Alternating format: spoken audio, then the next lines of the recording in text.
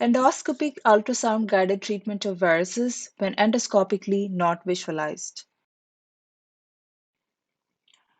EUS scope, 19 gauge needle, embolization coil, and gel foam normal saline slurry were required for the procedure. A brief overview of the technique.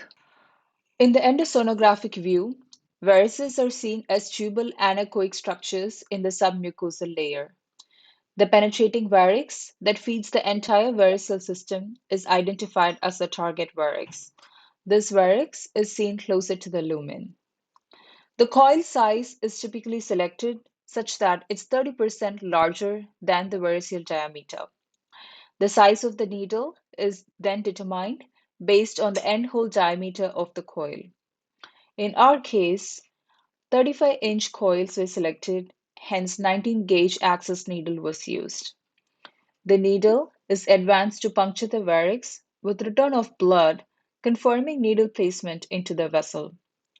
Coils are front-loaded using the stylet and deployed into the vessel, followed by injection of gel foam slurry.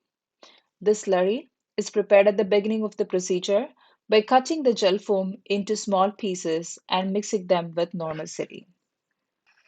A 62-year-old female with decompensated cirrhosis and a history of gastric varices, treated with prior glue injection using direct endoscopic view, presented with upper GI bleeding. Upper endoscopy showed glue cast ulcer without obvious gastric varices to guide treatment. The upper echo endoscope showed few tubal structures in the submucosal layer with Doppler flow consistent with varices. The penetrating varix measured 6 mm in cross-sectional diameter.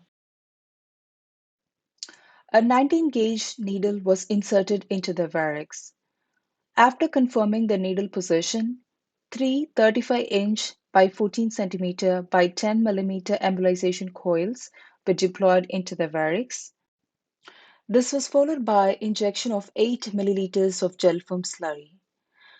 This led to the decrease in the flow of the treated varix and of the deeper varices. No post-procedure adverse events or recurrence of bleeding were noted. Moving on to our next case, a 63-year-old male with decompensated liver cirrhosis and rectal varices treated with prior glue injection using flexible sigmoidoscopy presented to a hospital with recurrent lower GI bleeding. In this episode, flexible sigmoidoscopy showed few non-bleeding glue cast rectal ulcers. No varices were seen. EUS showed a penetrating varix of 5 mm by 15 mm in diameter. A 35-inch by 10 cm by 14 mm embolization coil was deployed into the varix, followed by injection of 4 milliliters gel foam slurry, leading to eradication of the varix.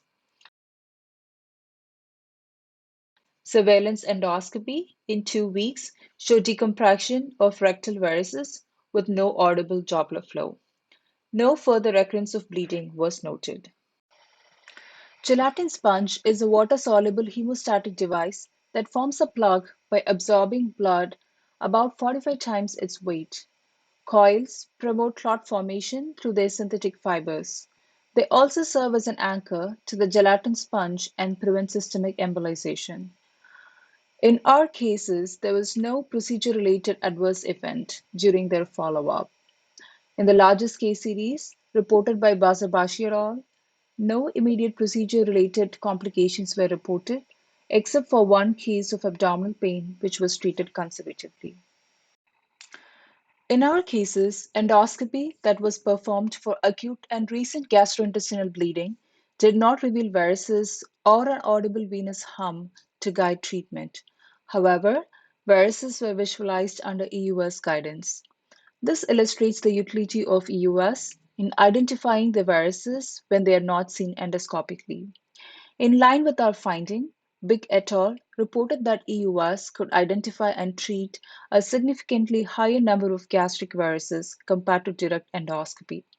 Additionally, fewer number of coils were used in our study compared to the literature, likely from targeting the penetrating varix, which in turn led to the decompression of the entire variceal system.